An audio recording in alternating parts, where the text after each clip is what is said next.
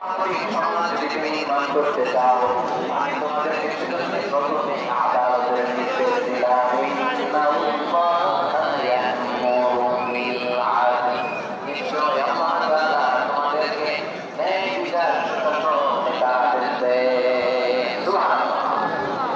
আদালত ন্যায় বিচারের আদেশ আল্লাহ তাআলা করেন বিভিন্ন আয়াতে। আল্লাহ তাআলা ইন্নাল্লাহ